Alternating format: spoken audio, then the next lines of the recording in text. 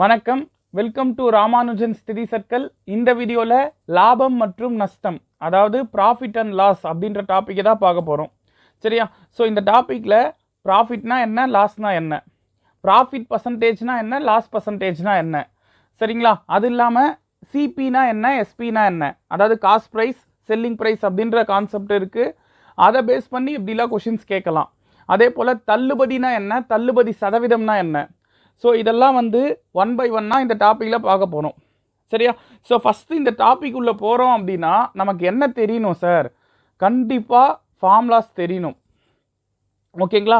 So நம்ம ஒரு TNPSC exam எழுதுறோன்னா நீங்கள் தாராளமாக என்ன செய்யலாம், ஷார்ட்கட் வச்சே இந்த சம் போட்டு போகலாம் பர்சன்டேஜ் மெத்தடில். சரியா? இல்லை சார், நான் டிஎன்யூஎஸ்ஆர்பி எழுதுறேன், நான் எஸ்ஐ எக்ஸாம் எழுத போகிறேன், பிசி எக்ஸாம் எழுத போகிறேன்னா கண்டிப்பாக உங்களுக்கு ஃபார்முலாஸ் அவசியம். நீங்கள் சம்மா கேட்டால் தாராளமாக ஷார்ட்கட் யூஸ் பண்ணுங்கள், தப்பே இல்லை. ஆனால் சம்மு கேட்காம டைரெக்டாக ஃபார்முலாஸ் கேட்குறாங்கன்னா என்ன செய்வீங்க? ஏன்னா லாஸ்ட்டு ஒரு 2-3 இயர்ஸாக கண்டிப்பாக ஃபார்முலாஸ் கேட்டுறாங்க. ஒரு கொஷினாவது ஃபார்முலாஸ் வருது. சரியா? அதனால் ஃபார்முலாஸ் தெரிஞ்சுக்கிறது டிஎன்யூஎஸ்ஆர்பியை பொறுத்த வரைக்கும் ரொம்ப ரொம்ப அவசியம். அது பிசியாக இருந்தாலும் சரி, எஸ்ஐயாக இருந்தாலும் சரி. ஓகேவா? ஸோ அந்த வகையில் ஃபஸ்ட்டு ஃபார்முலாஸ் ஒரு 5 to 10 மினிட்ஸில் என்னென்ன ஃபார்முலாஸ் இருக்குது, அதை ஏன் அங்கே கொடுத்துருக்காங்க அப்படின்னு சொல்லிடுறேன். அதுக்கப்புறம் ஒன் பை ஒன்னாக சம்ஸ் பார்ப்போம். சரியா? ஸோ ஃபஸ்ட்டு பாருங்கள் என்ன கொடுத்துருக்காங்க. ப்ராஃபிட் அண்ட் லாஸ், லாபம் மற்றும் நஷ்டமா பாருங்கள். அதில் ஃபஸ்ட்டு என்ன கொடுத்துருக்காங்க, ப்ராஃபிட்னா என்ன, அதாவது ப்ராஃபிட்னா எஸ்பி மைனஸ் சிபின்னு கொடுத்துருக்காங்க. கரெக்டாக? எஸ்பி அப்படின்னா என்னன்னு கொடுத்துருக்கோம், செல்லிங் ப்ரைஸ். சிபி அப்படின்னா காஸ்ட் ப்ரைஸ். எதனால் ப்ராஃபிட், லாபம் அப்படின்றதுக்கு selling price minus cost price அப்படின்றது ஃபார்முலா வந்துச்சு. தமிழில் பாருங்கள், லாபம் அப்படின்றத விற்ற விலை மைனஸ் வாங்கிய விலைன்னு கொடுத்துருக்காங்க. இந்த வாங்கிய விலை அப்படின்றது ஒரு சில இடத்துல அடக்க விலைன்னும் தருவாங்க. சரியா? ஸோ அப்படின்னா என்ன சார் அர்த்தம்? விற்ற விலைனா உங்களுக்கு என்ன மீனிங்னு தெரியும், வாங்கிய விலைனாலும் என்னன்னு தெரியும். அது என்ன சார் அடக்க விலை? இங்கிலீஷை பொறுத்த வரைக்கும் பிரச்சனையே இல்லைங்க, அவங்க தெளிவாக செல்லிங் ப்ரைஸ் காஸ்ட் ப்ரைஸ்ன்னு கொடுத்துருவாங்க. ஆனால் தமிழில் மட்டும்தான் இது என்ன ஆகும்னா, ஒரு சில இடத்துல வாங்கிய விலைன்னு கொடுத்துருப்பாங்க, ஒரு சில இடத்துல அடக்க விலைன்னு கொடுத்துருப்பாங்க. ரெண்டும் ஒன்று தான். ஆனால் அதுக்கு என்ன சார் பர்டிகுலராக மீனிங்கு? ஒன்றும் இல்லைங்க, ஒரு நோட்டு இல்லை ஒரு புக்கு நம்ம நேரடியாக ஒரு கடையில் வாங்குகிறோம் அப்படின்னா அங்கே நீங்கள் எக்ஸ்ட்ரா செலவுன்னு எதுவும் செலவு பண்ண போகிறதில்ல. கரெக்டாக? 50 ரூபா கொடுத்து ஒரு புக்கு வாங்குறீங்கன்னா 50 ரூபா தான் செலவு பண்ணுவீங்க. ஆனால் அதே புக்கை நான் ஆன்லைனில் பர்ச்சேஸ் பண்ணுறேன் சார் அப்படின்னா எக்ஸ்ட்ராவாக என்ன செய்வீங்க, ஒரு 50 ரூபா செலவு பண்ணுவீங்க. எதுக்கு? டிரான்ஸ்போர்ட்டேஷன் சார்ஜின்னு ஒன்று செலவு பண்ணுவீங்க. கரெக்டாக? ஸோ வாங்கிய விலைன்றது இந்த இடத்துல புக்கே 50 ரூபா தான், ஆனால் டிரான்ஸ்போர்ட்டேஷன் சார்ஜ், போக்குவரத்து செலவுன்னு சொல்லிட்டு அதுக்கு ஒரு 50 ரூபா செலவு பண்ணுறீங்க. ஸோ வீட்டில் புக் வாங்க போகிறேன், காசு தா அப்படின்னு கேட்டால் நீங்கள் எவ்வளோன்னு கேட்பீங்க? 100 ரூபான்னு தான் கேட்பீங்க. கரெக்டாக? 50 ரூபா புக்கு, 50 ரூபா டிரான்ஸ்போர்ட்டேஷன் சார்ஜின்னு தனித்தனியாக பிரிச்சுலாம் சொல்ல மாட்டீங்க, 100 ரூபா புக்குக்கு செலவாச்சுன்னு தான் சொல்லுவீங்க. கரெக்டாக? இப்போது பைக் வாங்க போகிறீங்கன்னு வைங்களேன், செகண்ட் ஹேண்டில், இன்னும் தெளிவாக சொல்லணும்னா பைக் வாங்க போகிறீங்க செகண்ட் ஹேண்டில். ஸோ அப்படி வாங்கும் போது அந்த பைக்கோட ரேட்டு 25,000 ரூபான்னு சொல்கிறாங்க. சரியா? ஆனால் இது இல்லாமல் நான் என்ன செய்கிறேன்னா ஒரு 2,000 ரூபாய் சர்வீஸுக்கு செலவு பண்ணுறேன். ஸோ இப்போ யாராவது உங்ககிட்ட அந்த பைக்குக்கு எவ்வளோப்பா ஆச்சு, எவ்வளோ கொடுத்து அந்த பைக்கை வாங்கினேன்னு கேட்டால் என்ன சொல்லுவீங்க? 27,000 ரூபாய்க்கு ஆயிடுச்சுப்பா அப்படின்னு தானே நம்ம சொல்லுவோம். 25,000 ரூபாய் அந்த பைக்கோட ரேட்டு, 2,000 ரூபாய் எக்ஸ்ட்ராவாக நான் செலவு பண்ணது அந்த பழுது பார்க்க, சர்வீஸ் பண்ணேன். கரெக்டாக? அப்போ மொத்தமாக அந்த பைக்கோட ரேட்டு 27,000, 27,000. ஸோ அதுதான் இங்கே சொல்கிறாங்க. அப்போ இந்த அடக்க விலைன்றது யாருன்னு கேட்டிங்கன்னா வாங்கிய விலை ப்ளஸ் கூடுதல் செலவுகள், வாங்கிய விலை ப்ளஸ்ஸு கூடுதல் செலவுகள், எக்ஸ்ட்ரா சார்ஜஸ், அதவும் சேர்த்து சொன்னீங்கன்னா அது பேர் என்ன? அடக்க விலை அப்படின்னு கொடுத்துருப்பாங்க. ஆனால் இங்கிலீஷில் இதுக்குன்னு தனியாக ஒரு பேர் தரலங்க, காஸ்ட் ப்ரைஸுன்னு தான் இருக்கும். ஓகேங்களா? இங்கே ஏன் எஸ்பி மைனஸ் சிபி அப்படின்றது ஃபார்முலாவாக சொல்லியிருக்கேன் அப்படின்னா தெளிவாக யோசிச்சு பாருங்கள். 5 ரூபா பேனாவை, 5 ரூபான்னு ஒரு பேனா வாங்குறேங்க, அதை 7 ரூபாய் விற்கிறேன். சரியா? 5 ரூபா பேனாவை 7 ரூபாய்க்கு விற்கிறேன். ஸோ நான் வாங்கினது, நான் செலவு பண்ணது 5 ரூபா, நான் விற்றது 7 ரூபாய்க்கு. ஸோ பாருங்க, நான் வாங்கினதுன்றது சிபியாப்பா, நான் விற்றது 7 ரூபாய்க்கு. ஸோ அதுதான் இங்கே சொல்கிறேன், விற்ற விலையிலிருந்து வாங்கிய விலையை கழிச்சா வரது தான் லாபம். இப்போ லாபம் எவ்வளோன்னு கேட்டால் நீங்கள் என்னன்னு சொல்லுவீங்க? 5 ரூபா பேனாவா 7 ரூபாய்க்கு வாங்குறேன்னா எனக்கு 2 ரூபா லாபம் அப்படின்னு சொல்லுவீங்க. அந்த 2 ரூபா எதை வச்சு சொன்னீங்கன்னா, விற்ற விலையிலிருந்து வாங்கிய விலையை கழிச்சிருக்கேன், செல்லிங் ப்ரைஸ்லேருந்து காஸ்ட் ப்ரைஸை கழிச்சிருக்கேன், அதனால தான் எனக்கு அந்த 2 ரூபா வந்துச்சு. அதே போல் லாஸ்னால் என்ன சார்? சிபி மைனஸ் எஸ்பின்னு கொடுத்துருக்காங்களா? ஸோ நட்டம் ஈக்குவல் டு வாங்கிய விலை மைனஸ் விற்ற விலை. இப்போ இதே விஷயத்தங்க நான் என்ன செய்கிறேன்னா, 5 ரூபா பேனாவை 3 ரூபாய்க்கு விற்கிறேன். 5 ரூபான்னு ஒரு பேனாவை வாங்குறேன், அதை 3 ரூபாய்க்கு விற்கிறேன். ஸோ எனக்கு 2 ரூபா நஷ்டமா? கரெக்டாக, 2 ரூபா நஷ்டம். ஆனால் தெளிவாக யோசிச்சு பாருங்கள், அந்த 2 ரூபா எப்படி வந்துச்சு? நான் செலவு பண்ண காசு 5 ரூபா, அப்போ அது வாங்கிய விலை. நான் செலவு பண்ணது வாங்கிய விலை, அதாவது அடக்க விலை, இங்கிலீஷில் காஸ்ட் ப்ரைஸ். நான் செலவு பண்ண காசை விட எனக்கு விற்ற விலை கம்மியாக இருக்குது. ஸோ வாங்கிய விலையிலிருந்து விற்ற விலையை கழிச்சா மீதி வரது தான் என்னன்னு சொல்லலாம்? நஷ்டம்னு சொல்லலாம், லாஸு. ஓகேங்களா? இதுக்கு பர்சன்டேஜ் கொடுத்துருப்பாங்கம்மா.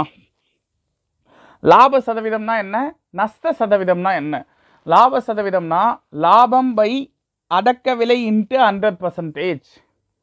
சரியா? அதாவது ப்ராஃபிட் பை சிபி இன்ட்டு 100%. இது ப்ராஃபிட் பர்சன்டேஜுக்கான ஃபார்முலா. அதே போல் நஷ்டம், நஷ்ட சதவீதம் அப்படின்னு கேட்டிருக்காங்கன்னு வைங்களேன், நஷ்ட சதவீதத்திற்கான ஃபார்முலா நஷ்டம் பை சிபி இன்ட்டு 100%. ஓகேங்களா? இதில் இது ஒரு கொஷினாக எக்ஸாமில் கேட்டிருக்காங்க. லாப சதவீதமாக இருந்தாலும் சரி, நஷ்ட சதவீதமாக இருந்தாலும் சரி, கீழே இருக்குது பார்த்தியா இந்த வேல்யூ, இந்த வேல்யூ என்னவாக தான் இருக்கும்? காஸ்ட் ப்ரைஸாக தான் இருக்கும். ஏன் சார் கீழே காஸ்ட் ப்ரைஸாக இருக்குது, அதாவது அடக்க விலையாக கொடுத்துருக்காங்க? ஒரே ரீசன் தாங்க, எதை வச்சிங்க எனக்கு இதனால் லாபம் நஷ்டம் அப்படின்றது சொல்லுவீங்க? எக்ஸாம்பிளுக்கு நான் ஒரு டீ கடை வைக்கிறேன், சரியா? 5 லட்ச ரூபா செலவு பண்ணி ஒரு டீ கடை வைக்கிறேன்.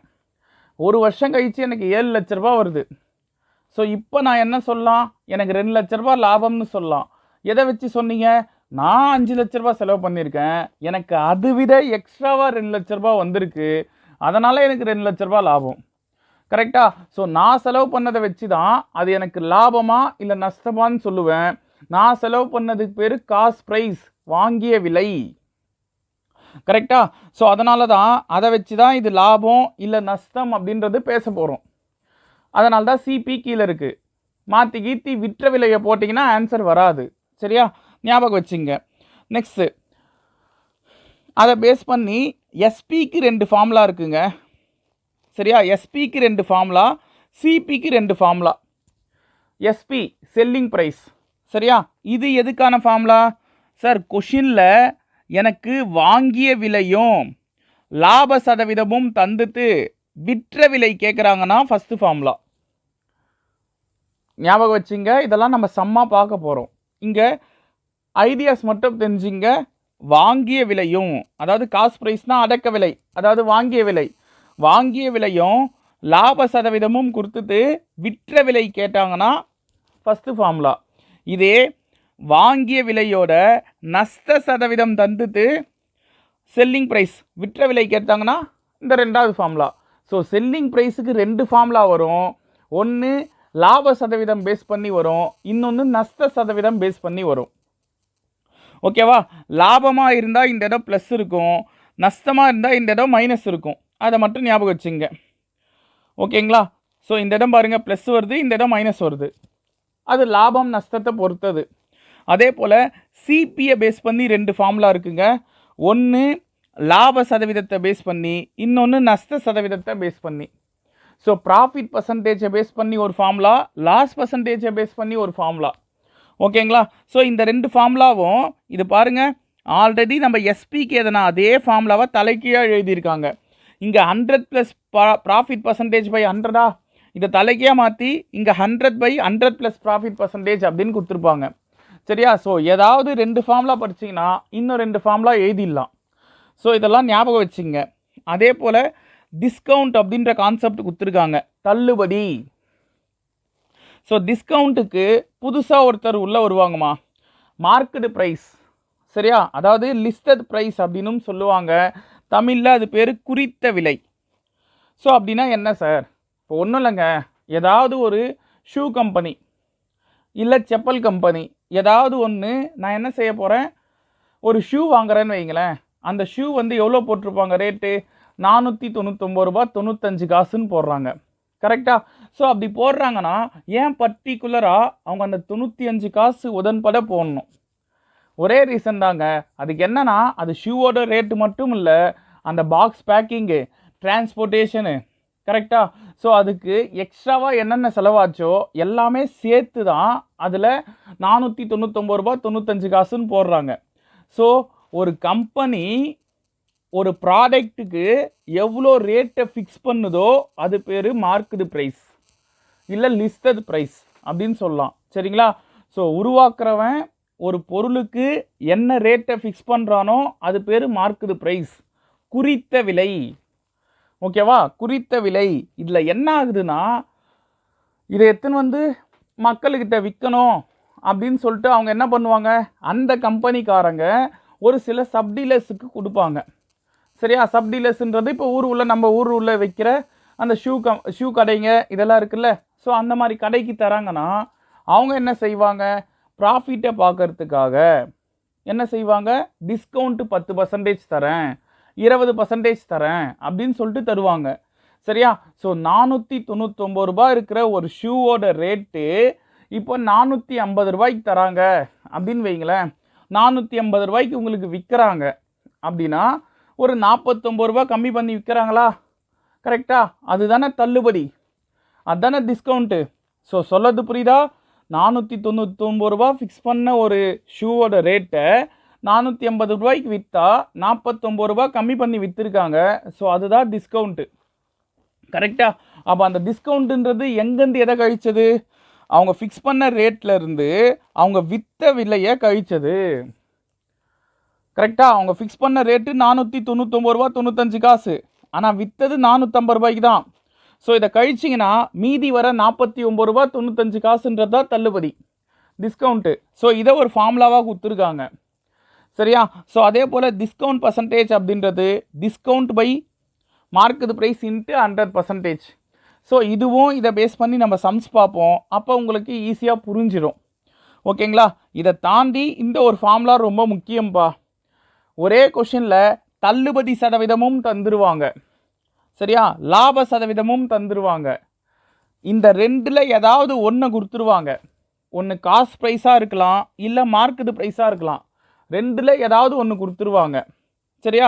இன்னொன்று கேட்பாங்க. ஆக்சுவலாக இது வந்து 4 கொஷினாக கேட்கலாமா? 4 கொஷின் எதை வச்சு சொல்கிறேன், இல்லை யார் யார் இருக்குது பாருங்கள். சிபின்னு ஒருத்தர் இருக்காங்க, அதாவது வாங்கிய விலைன்னு ஒருத்தர்.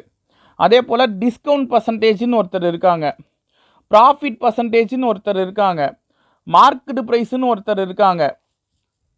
தமிழில் வாங்கிய விலை, தள்ளுபடி சதவீதம், லாப சதவீதம், இன்னொன்று குறித்த விலை. இந்த 4 பேரில் ஏதாவது 3 தந்துட்டு ஒன்றை கேட்கலாம். சரியா? ஏதாவது 3 சொல்லுவாங்க மதிப்பு என்னன்னு, ஏதாவது ஒன்றை கேட்கலாம். சரியா? ஸோ இந்த 4 இதில் யாரை கேட்டாலும் இதுதான் ஃபார்முலா, அதை மட்டும் ஞாபகம் வச்சுங்க. சரியா? இதெல்லாம் சம்ஸில் பார்க்கும்போது உங்களுக்கு கொஞ்சம் ஈஸியாக புரியும். இப்போ 1 by 1 சம்ஸ் பார்ப்போம். ஓகேங்களா? பாருங்கள், ஃபர்ஸ்ட் சம் என்ன சொல்லியிருக்காங்க, a fruit seller sold 5 kilogram of mangoes at a profit of rupees 15 per kg and 3 kilogram of apples at loss of 30 per kg. Find whether it is a profit or loss அப்படின்னு கேட்டிருக்காங்க. So இந்த question என்ன சொல்கிறாங்கன்னா, ஒரு பழ விற்பனையாளர் அவங்க என்ன செய்கிறாங்கன்னா 5 கிலோ மாம்பழத்தை 1 கிலோவுக்கு 5 ரூபா லாபத்துக்கு விற்கிறாங்க. ஸோ ஞாபகம் வச்சுங்க, 5 கிலோ மாம்பழத்தை விற்கிறாங்க, ஆனால் 1 கிலோவுக்கு எவ்வளோ லாபம் பார்த்து விற்கிறாங்க, 5 ரூபா லாபம் பார்த்து விற்கிறாங்க. ஸோ 1 கிலோவுக்கு மாம்பழம் விற்கிறனால அவங்களுக்கு 15 ரூபா லாபம் கிடைக்குது. சரியா? மொத்தமாக இப்போ 5 கிலோ விற்றுருக்காங்க, அப்போ 5 கிலோக்கு எவ்வளோ லாபம் கிடச்சிருக்கும்? 15 × 5ன்னு போட்டிங்கன்னா 75 ரூபா லாபம் கிடச்சிருக்கும். கரெக்டா? அதே போல் 3 கிலோ ஆப்பிள்களை கிலோ ரூபாய் 30 நஷ்டத்திலும் விற்றார். ஸோ பாருங்கள், 1 கிலோ ஆப்பிளை 30 ரூபா நஷ்டத்துக்கு விற்கிறாரு. அதாவது வாங்கினதை விட 30 ரூபா கம்மி பண்ணி விற்கிறாரு. அதனால தான் நஷ்டம். கரெக்டா? ஸோ 1 கிலோவுக்கு 30 ரூபா நஷ்டம்னா அவங்க மொத்தம் 3 கிலோ ஆப்பிளை விற்றுருக்காங்க. 3 கிலோவுக்கு எவ்வளோ நஷ்டம்? ஸோ 3 கிலோவுக்கு 30 × 3ன்னு போட்டிங்கன்னா 90 ரூபா நஷ்டம். கரெக்டா? இப்போ சொல்லுங்கள், மொத்தத்தில் அவருக்கு அந்த மாம்பழத்தையும் ஆப்பிளும் விற்கிறதுனால லாபமாக நஷ்டமா? தெளிவாக யோசிங்க. 75 ரூபா லாபம் வந்திருக்கு, ஆனால் நஷ்டம் 90 ரூபா வந்திருக்கு. மொத்தத்தில் அவங்களுக்கு நஷ்டம்தான். எவ்வளோ நஷ்டம்? 15 ரூபா நஷ்டம். கரெக்டா? ஸோ 15 ரூபா நஷ்டம் அப்படின்றது ஆன்சர். ஓகேங்களா? 15 ருபீஸ் வந்து என்ன? லாஸ். ஓகே, அவ்வளோதான் ஆன்சர். Next one. இந்த கொஷின் புக்கில் இருக்குப்பா. இது ஆல்ரெடி நான் உங்களுக்கு சொல்லிட்டேன். Gain or loss percent is always calculated on அப்படின்னு கொடுத்துருக்காங்க. லாப அல்லது நஷ்ட சதவீதம் எப்போதும் எதன் மேல் கணக்கிடப்படுகிறது அப்படின்னு சொல்கிறாங்க. இது ஆல்ரெடி நான் சொன்னேன். லாப சதவீதமாக இருந்தாலும் சரி, நஷ்ட சதவீதமாக இருந்தாலும் சரி, நான் எவ்வளோ செலவு பண்ணுறனோ அதை வச்சு தான் எனக்கு அது லாபமாக நஷ்டமானே பேச முடியும். நான் செலவு பண்ணதுக்கு பேர் அடக்க விலை, வாங்கிய விலை. கரெக்டாக? இங்கிலீஷில் காஸ்ட் ப்ரைஸ். ஸோ அதை வச்சு தான் அது லாபமா நஷ்டமா அப்படின்னு பேச முடியும். கரெக்டா? ஸோ அதுதான் இங்கே கேட்குறாங்க. லாபம் அல்லது நஷ்ட சதவீதம் எதுவாக இருந்தாலும் எதை வச்சு நீ அதை சொல்கிற, எதை வச்சு கால்குலேட் பண்ணுற அப்படின்னு கேட்குறாங்க. காஸ்ட் ப்ரைஸை வச்சு தான் சொல்கிறோம். ஸோ காஸ்ட் ப்ரைஸ், அடக்க விலை அப்படின்றது ஆன்சர். ஓகேவா? ஸோ நெக்ஸ்ட் ஒன் பாருங்க. A article buy in ₹500 and sold it ₹600. Find the profit percentage of the article அப்படின்னு கொடுத்துருக்காங்க. ஒரு பொருளானது ரூபாய் 500க்கு வாங்கப்பட்டு ரூபாய் 600க்கு விற்கப்படுகிறது எனில் அந்த பொருளின் லாப சதவீதம் என்ன? ஸோ என்ன சொல்கிறாங்கன்னா, ஒரு பொருள் வாங்கினது 500 ரூபாய்க்கு, ஆனால் விற்றது 600 ரூபாய்க்கு. ஸோ மொத்தத்தில் அவங்களுக்கு லாபம் தான். கரெக்டா? 600 ரூபாய்க்கு ஒரு பொருளை விற்றுருக்காங்க, ஆனால் வாங்கந்தே 500 ரூபாய்க்குனா எவ்வளோ லாபம்? 100 ரூபாய் லாபம். கரெக்டா? ஸோ லாபம் தெரியும். லாப சதவீதம் என்ன ஃபார்முலா? லாபம் பை அடக்க விலை இன்ட்டு 100%. கரெக்டா? ஸோ லாபம் வந்து 100 ரூபாய், நான் செலவு பண்ணது எவ்வளோ? 500 ரூபாய். நான் இப்போயும் சொல்கிறேன், ஃபார்முலாவே மறந்தாலும் இந்த விஷயத்தை தெளிவாக ஞாபகம் வச்சுங்க. லாப சதவீதமாக இருந்தாலும் சரி, நஷ்ட சதவீதமாக இருந்தாலும் சரி, கீழே போடுற நம்பர் அடக்க விலையாக தான் இருக்கணும், காஸ்ட் ப்ரைஸாக தான் இருக்கணும். ஏன்னா அதை வச்சு தான் அது லாபமாக நஷ்டமானு பேச முடியும். கரெக்டா? ஸோ 500 தான் நான் செலவு பண்ணது, வாங்கியிருக்கேன். 500 ரூபா செலவு பண்ணி தான் வாங்கியிருக்கேன். கரெக்டா? ஸோ அது கீழே வரும் இன்ட்டு 100%. சதவீதம் கேட்கறதுனால இன்ட்டு 100ன்னு போட்டுக்கிறோம். சரியா? ஸோ இப்போது 2 0க்கு 2 0 கேன்சல். 5 வாய்ப்பால் இது ஒரு முறை, 2 பட்டு 0 அப்படியே வந்துடுமா? ஸோ 20% அப்படின்றது லாப சதவீதம். ஸோ ஆப்ஷன் சி இந்த கொஷினுக்கான ஆன்சராக இருக்கும். So next one. A person buys a watch for ₹500 and sells it for ₹300. Find this loss percent அப்படின்னு கேட்டிருக்காங்க.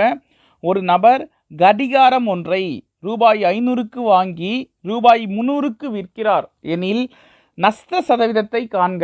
அவங்களே சொல்லிட்டாங்க இது நஷ்டம். 500 ரூபாய்க்கு ஒரு வாட்சை வாங்கி அதை போய் நான் 300 ரூபாய்க்கு விற்கிறேன் அப்படின்னா எனக்கு எவ்வளோ நஷ்டம்? 200 ரூபாய் நஷ்டம். இதுதான் லாஸு. கரெக்டா? ஸோ 200 ரூபாய் எனக்கு லாஸு, 200 ருபீஸ் லாஸு. இல்லை பாருங்கள், லாஸ் பர்சன்டேஜ் என்னன்னு கேட்குறாங்க, நஷ்ட சதவீதம் என்னன்னு. ஸோ நஷ்டம் பை சிபி இன்ட்டு 100%. இது ஃபார்முலாவா? ஸோ நஷ்டம் எனக்கு எவ்வளோனா 200 ரூபா, நான் செலவு பண்ணது எவ்வளோன்னு கேட்டிங்கன்னா 500 ரூபா. இன்ட்டு 100%. ஸோ 2 0க்கு 2 0 கேன்சல். 5ஆம் வாய்ப்பாலில் 4 முறை 20 ஒரு 0. அப்போ எனக்கு 40% நஷ்டம் அப்படின்றது ஆன்சர். Option D. ஓகேங்களா? ஸோ நெக்ஸ்ட் ஒன் பாருங்க. If the selling price of an LED TV is equal to 5/4 of its cost price then find the profit percentage அப்படின்றாங்க. இதில் ஃபஸ்ட்டு செல்லிங் ப்ரைஸ் கொடுத்துருக்காங்க, அதுதான் மேலே இருக்குது. காஸ்ட் ப்ரைஸ் கொடுத்துருக்காங்க, அது கீழே இருக்குது. சரியா? தமிழ்லையும் பாருங்கள், விற்பனை விலை. ஸோ விற்பனை விலை மேலே, அதன் அடக்க விலையில், அடக்க விலைன்றது கீழே. ஸோ ஞாபகம் வச்சுங்க, 4 பொருள் வாங்குறேங்க. அடக்க விலைனா என்னங்க? நான் செலவு பண்ணது தானே. ஸோ 4 பொருள் வாங்குகிறேன், அதுக்கு விற்கும்போது 5 பொருளாக விற்கிறேன். இல்லைனா இப்படி எடுத்துங்களேன், பொருள்னு சொல்கிறத விட காசாக எடுத்துக்கலாம். ஒரு பொருளை 4 ரூபாய்க்கு வாங்கி 5 ரூபாய்க்கு விற்கிறேன். ஸோ லாபமா நஷ்டமா? ஒரு பொருளை 4 ரூபாய்க்கு வாங்கி 5 ரூபாய்க்கு விற்கிறேன். ஏன்னா விற்பனை விலை பாருங்கள் 5ன்னு தான் கொடுத்துருக்காங்க. ஸோ லாபம் தானேங்க.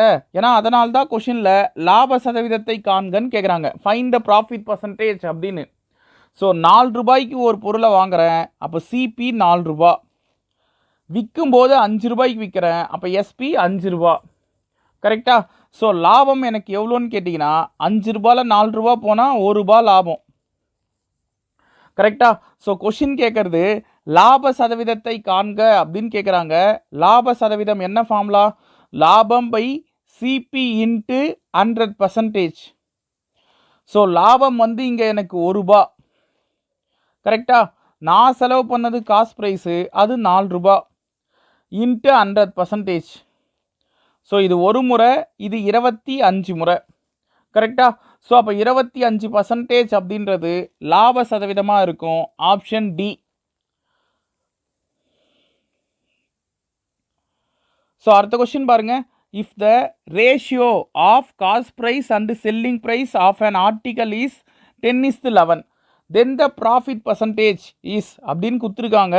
இங்கேயும் வாங்கிய விலைக்கும் விற்ற விலைக்கும் இடையேயான விகிதம். ஸோ வாங்கிய விலை, விற்ற விலை, இதுக்கான ரேஷியோ என்ன? 10:11. அப்போ வாங்கிய விலை 10 பங்குனா விற்ற விலை 11 பங்கு. சரியா? இதை லாஜிக்கலாக யோசிச்சிங்கன்னா, ஒரு பொருளை 10 ரூபாய்க்கு வாங்கி 11 ரூபாய்க்கு விற்கிறேன். ஸோ எனக்கு இங்கேயும் எவ்வளோ லாபம்? 10 ரூபாய்க்கு ஒரு பொருளை வாங்கி 11 ரூபாய்க்கு விற்கிறேன்னா எனக்கு 1 ரூபா லாபம். கரெக்டா? ஸோ கொஷின் இங்கேயும் பாருங்கள், ப்ராஃபிட் பர்சன்டேஜ் என்னன்னு தான் கேட்குறாங்க. லாப சதவீதம் என்ன ஃபார்முலானா லாபம் பை சிபி இன்ட்டு 100%. ஸோ எனக்கு கிடைச்ச லாபம் 1 ரூபாப்பா. கரெக்டா? சிபி வாங்கிய விலை, நான் செலவு பண்ணது எவ்வளோ அப்படின்னு கேட்டிங்கன்னா 10 ரூபா இன்ட்டு 100%. ஸோ ஒரு 0க்கு ஒரு 0 அதிர்ஷ்டேன், 1ஐயும் 10ஐயும் பெருக்குனா 10% தான். ஸோ அப்போ 10% லாபம் அப்படின்றது ஆன்சர். Option A. கரெக்டா? ஸோ நெக்ஸ்ட் ஒன் பாருங்க. A table is sold for rupees 1320 at a gain of 10%. the cost price of the article அப்படின்னு கேட்டிருக்காங்க. வியாபாரி ஒருவர் ரூபாய் 1320க்கு மேசை ஒன்றை 10% லாபத்திற்கு விற்கிறார் எனில் அடக்க விலையை காண்க. ஸோ இந்த கொஷினு ஃபஸ்ட்டு ஃபார்முலாவில் எப்படி அப்ளை பண்ணோம் அப்படின்னு சொல்கிறேன், அதுக்கப்புறம் ஷார்ட்கட் சொல்கிறேன். சரியா? ஸோ ஃபார்முலான்னும் போது அடக்க விலைக்கான ஃபார்முலா. அடக்க விலைக்கு 2 ஃபார்முலா எண்ணணும். அதாவது காஸ்ட் ப்ரைஸுக்கு என்னென்ன ஃபார்முலா? கொஷினில் லாபம் கொடுத்துருந்தா அதுக்கு ஒரு ஃபார்முலா, நஷ்டம் கொடுத்துருந்தா அதுக்கு ஒரு ஃபார்முலா.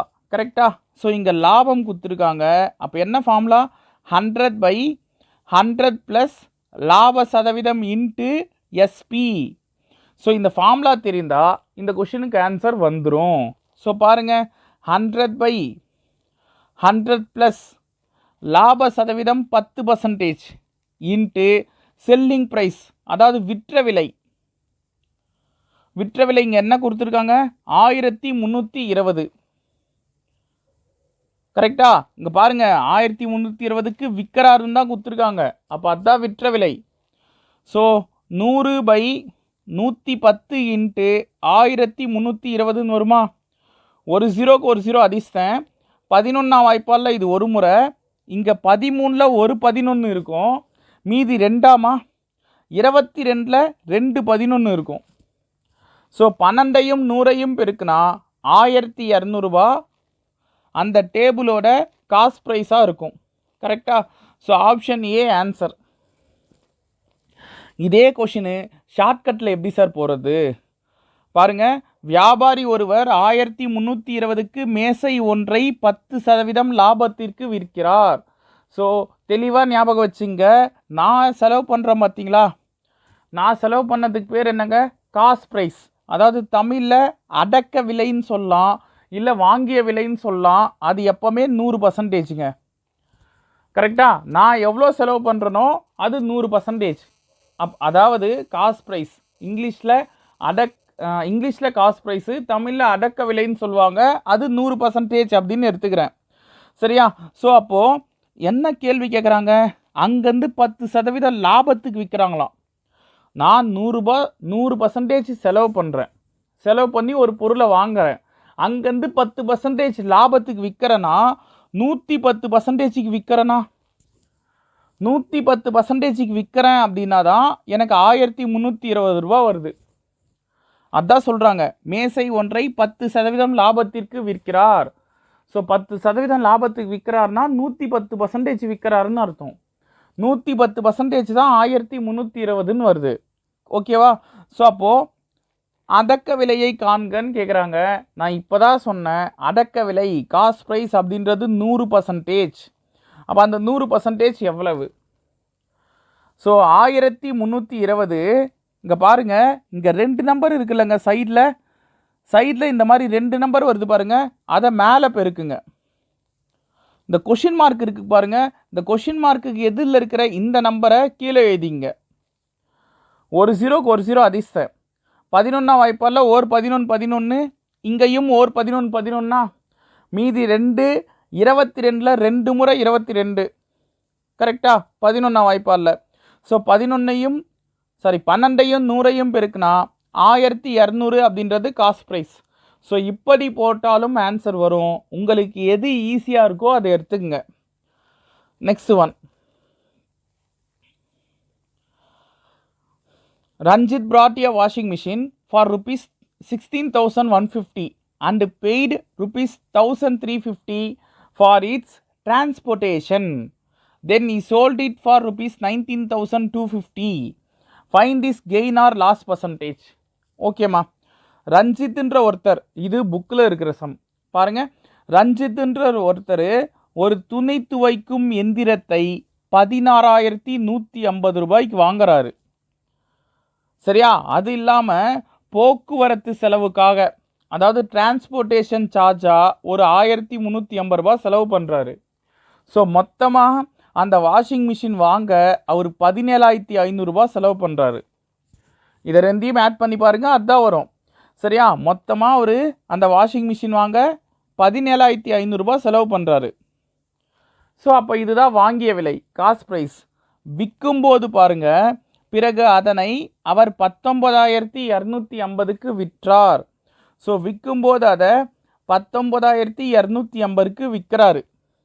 17,500 ரூபா செலவு பண்ணி ஒரு வாஷிங் மிஷினை வாங்கி அதை 19,250க்கு விற்கிறாருன்னா கண்டிப்பாக லாபம் தானே. ஸோ லாபம் அப்படின்னா selling price minus cost price, விற்ற விலை மைனஸ் வாங்கிய விலை. ஸோ இதை கழிச்சிங்கன்னா 1750ன்னு வரும். சரியா? ஸோ அப்போது லாபம் எனக்கு என்னன்னு தெரியும், லாப சதவீதம் என்னங்க? கொஷினில் அதுதான் கேட்குறாங்க. Find this gain or loss percentage.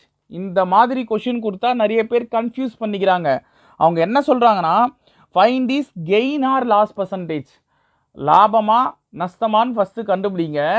லாபமாக இருந்தால் லாப சதவீதம் சொல்லுங்கள், நஷ்டமாக இருந்தால் நஷ்ட சதவீதம் சொல்லுங்கள். அதனால தான் ஆர் கொடுத்துருக்காங்க. சரியா? அது ஃபஸ்ட்டு லாபமா நஷ்டமான்னு கண்டுபிடிங்க. கண்டுபிடிச்ச பிறகு அதனுடைய சதவீதம் சேர்த்து சொல்லுங்க அப்படின்னு தான் கேட்குறாங்க. ஸோ இது எனக்கு லாபம்னு தெரியும். அப்போ லாப சதவீதம்க்கு என்ன formula? P/CP into 100%. So profit அப்படின்ற போது 1750, இதுதான் எனக்கு கிடைச்ச லாபம். சரியா? நான் செலவு பண்ணது 17,500 இன்ட்டு 100%. 2 0க்கு 2 0 அடிச்சிட்டேன். ஓர் 175 175, இங்கே இது 10 முறை. ஏன்னா 175க்கு 175 கேன்சல் பண்ணி ஒரு முறை எழுதிக்கிறேங்க. இந்த ஒரு 0 அப்படியே சேர்த்துக்கிட்டா 10% ப்ராஃபிட், லாபம் அப்படின்றது ஆன்சர். ஓகேங்களா? ஸோ லாப சதவீதம் அதுதான் நீங்கள் இங்கே கண்டுபிடிக்கணும் லாபம் கிடைச்சனால. So next one. ஸோ இந்த கொஷினில் ஆப்ஷனில் ஒரு மிஸ்டேக் இருக்குமா? அது என்னன்னு சொல்லிட்டு நான் கொஷின் போட்டு சொல்கிறேன் பாருங்கள். If selling an article for ₹820 causes 10% loss on the selling price, find the cost price அப்படின்னு கேட்குறாங்க.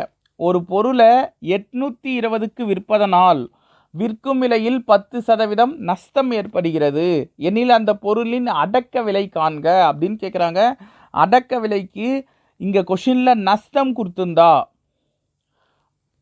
அதுக்கு ஒரு ஃபார்முலா சொன்னோம். 100/100 minus loss percentage into SP, அதாவது செல்லிங் ப்ரைஸ், விற்ற விலை. ஸோ இங்கே பாருங்கள், 100/100 மைனஸ் நஷ்டம் 10% இன்ட்டு விற்ற விலை 820. சரியா? அப்போ 100/90 இன்ட்டு 820. ஒரு 0க்கு ஒரு 0 அதிர்ஷ்டம். இதை மேலே மல்டிப்ளை பண்ணிங்க, 8200/9ன்னு வருமா? கரெக்டா?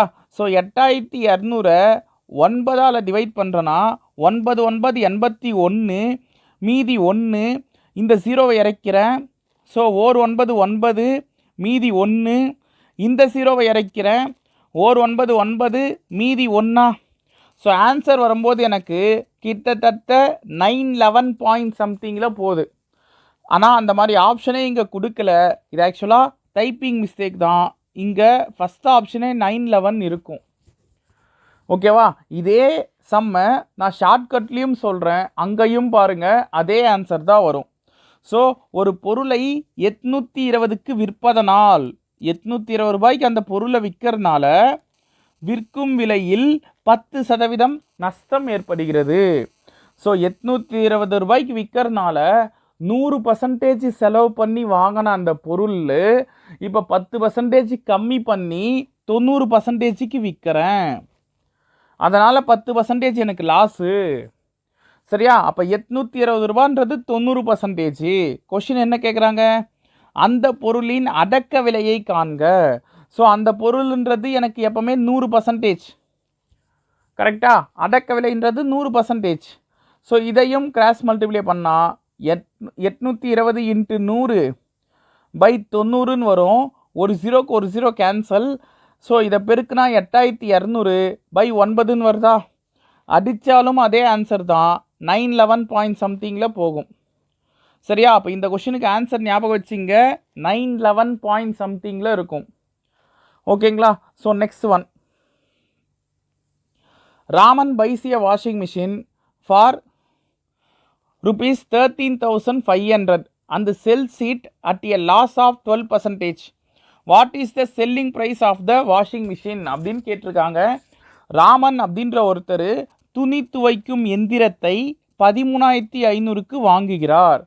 இதனை 12% நஷ்டத்திற்கு விற்றார் எனில் துணி துவைக்கும் எந்திரத்தின் விற்பனை விலை என்ன அப்படின்னு கேட்டிருக்காங்க. ஸோ ஞாபகம் வச்சுங்க, இங்கே கேட்குறது விற்பனை விலை, அதாவது செல்லிங் ப்ரைஸ். செல்லிங் ப்ரைஸ் கேட்குறாங்க. கொஷினில் என்னென்ன கொடுத்துருக்காங்க? லாஸுக்கான பர்சன்டேஜ் கொடுத்துருக்காங்க. பைஸா, அப்போது காஸ்ட் ப்ரைஸ் சொல்லிட்டாங்க. கரெக்டாக? ஸோ காஸ்ட் ப்ரைஸும் லாஸ் பர்சன்டேஜும் தெரிஞ்சால் அதுக்கு என்ன formula? 100 minus loss percentage by 100 into CP. ஸோ இது எல்லாமே நம்ம ஆல்ரெடி இந்த வீடியோலேயே பேசியிருக்கோம். கரெக்டாக? ஸோ 100 மைனஸ் தள்ளுபடி, அதாவது இங்கே லாஸ் பர்சன்டேஜ், லாஸ் வந்து 12%, பை 100 இன்ட்டு சிபி அப்படின்னும் போது 13,500. ஸோ மேலே 88 பை 100 இன்ட்டு 13,500. ஓகேவா? ஸோ 2 0க்கு 2 0 கேன்சல். மீதி இருக்கிறத பெருக்குங்க. 135 இன்ட்டு 88. ஸோ 8 5 40, 8 3 24, ஒரு 4 28, 1 8 8, 8ஓட 2 கூட்டினா 10. ஸோ அதே 8ஆல் இதை பெருக்கும்போது அதே நம்பர் தான் வரப்போகுது. இதை ஆட் பண்ணிங்க. 8 8 1 1. ஸோ 11,880 அப்படின்றது ஆன்சர். சரியா? 11,880 ஆப்ஷன் ஏ. இப்போ இதே சம்மு நான் ஷார்ட்கட்டில் சொல்கிறேன். ஷார்ட்கட்டில் எப்படி சார் போகிறது? ஆல்ரெடி சொன்ன அதே கான்செப்ட் தாங்க. ராமன் துணி துவைக்கும் எந்திரத்தை 13,500க்கு வாங்குகிறார். வாங்குறாருன்னா என்னங்க அர்த்தம்? செலவு பண்ணியிருக்காரு. அப்போ செலவு பண்ணது எவ்வளோ பர்சன்டேஜ்? 100%. அப்போ 100%ன்றது தான் 13,500. கரெக்டா? இதனை 12% நஷ்டத்திற்கு விற்றார். ஸோ 12% நஷ்டம்னா என்ன அர்த்தங்க? 12% குறைச்சி விற்கிறாரு. 100%க்கு வாங்கிட்டு 12% குறைச்சி விற்கிறாருன்னா எவ்வளோக்கு விற்றுருப்பாரு? 88%க்கு விற்றுருப்பாரு. கரெக்டா? ஸோ அப்போ 100% 13,500 தான். 88% என்னன்னு கேட்குறாங்க. கிராஸ் மல்டிப்ளை பண்ணுறேன். 13,500 இன்ட்டு 88 பை 100ன்னு வரும். 2 0க்கு 2 0 கேன்சல். இதை மல்டிப்ளை பண்ணிங்கன்னா ஏற்கனவே வந்த அதே ஆன்சர் தான் வரும். 11,880ன்னு. ஸோ ஆப்ஷன் ஏ இந்த கொஷினுக்கான ஆன்சராக இருக்கும். ஓகேங்களா? So next one. இந்த கொஷினுக்கான ஆன்சர் என்ன அப்படின்னு சொல்லிட்டு கமெண்டில் சொல்லுங்கள். Find the selling price when cost price is ₹80 and gain is 20%. அதாவது வாங்கிய விலை ₹80, லாபம் 20% எனில் விற்ற விலையை காண்க அப்படின்னு கேட்குறாங்க. இந்த கொஷினுக்கான ஆன்சர் என்ன அப்படின்னு சொல்லிட்டு கமெண்டில் சொல்லுங்கள். ஆல்ரெடி இதுக்கான ஃபார்முலாஸும் சொல்லிட்டேன். ஷார்ட்கட்லேயும் இந்த மாதிரி சம் கேட்டால் எப்படி போடணும்னு சொல்லியிருக்கேன். ஸோ அது புரிஞ்சிருக்கும்னு நினைக்கிறேன். அப்பப்போ நீங்களும் ஆன்சர் 1 by 1 சொல்லுங்கள். அப்போ தான் ப்ராக்டிஸ் ஆகும். சரியா? ப்ராக்டிஸ் பண்ண டைம் கம்மியாகும். டைம் கம்மியாக ஆட்டோமேட்டிக்காக கான்ஃபிடென்ட் வரும். இன்னும் 4 கொஷின் எக்ஸ்ட்ராவாக போடுவீங்க. சரியா? ஸோ இந்த ஒரு கொஷினுக்கான ஆன்சர் என்ன அப்படின்னு சொல்லிட்டு மட்டும் கமெண்டில் சொல்லிடுங்க. இன்றைக்கி என்ன பார்த்துருக்கோம் அப்படின்னு கேட்டிங்கன்னா ஃபார்முலாஸை தெளிவாக பார்த்துருக்கோம். கரெக்டாக? அந்த ஃபார்முலாஸ் எல்லாத்தையும் நல்லா ஞாபகம் வச்சுக்கிற மாதிரி படிங்க. ஸோ அப்படி படிச்சிட்டிங்க அப்படின்னா இந்த டாபிக் நம்ம அழகாக என்ன செய்யலாம்? 1 by 1 கொஷின்ஸ் முடிச்சிடலாம். ஸோ ஃபஸ்ட்டு நம்ம பார்த்த இந்த 10 சம்மே பேசிக்ஸ் தான். அடுத்தடுத்து இதில் இருக்கிற அந்த அப்ளிகேஷன் சம்ஸ் அதில் பேஸ் பண்ணி எப்படிலாம் ஃபார்முலாஸ் அப்ளை பண்ணலாம். அதே போல் தள்ளுபடி வரி வரும்பா, டேக்ஸை பேஸ் பண்ணி கொஷின் கேட்பாங்க. அதையும் நான் இதிலே சேர்த்து சொல்லிடுறேன். ஸோ அது எல்லாமே பார்த்தோம் அப்படின்னா நமக்கு ப்ராஃபிட் அண்ட் லாஸ் ஃபுல்லாக முடியுது. ஆனால் அது இன்னொரு வீடியோக்கான கண்டென்ட்டு. ஓகேங்களா? ஸோ நெக்ஸ்ட் வீடியோவில் உனக்கு மீதி இருக்கிற எல்லாமே நான் முடிச்சிடுறேன். மீதி இருக்கிற எல்லா கொஷின்ஸும் முடிச்சிடலாம். சரிங்களா? அப்போ இதோட இந்த வீடியோவை முடிச்சிக்கலாம். ஏதாவது டவுட் இருந்தால் கமெண்டில் சொல்லுங்கள். அதே போல் எனக்கு இந்த டாபிக் வேணும் சார், இதுக்கு இம்பார்ட்டன்ட் கொடுத்து ஃபஸ்ட்டு எடுங்க அப்படின்னாலும் நான் என்ன செய்கிறேன், அதுக்கான கொஷின்ஸ் ரெடி பண்ணிட்டு அதை ஒரு 2-3 நாளில் அப்லோட் பண்ணிடுறேன். ஓகேங்களா? ஸோ 1 by 1 ஒரு டாப்பிக்காக பார்த்துட்டே வருவோம். கண்டினியூஸாக வாட்ச் பண்ணுங்கள். நெக்ஸ்ட்டு இன்னொரு வீடியோவில் சந்திக்கலாம். நன்றிகள் பல.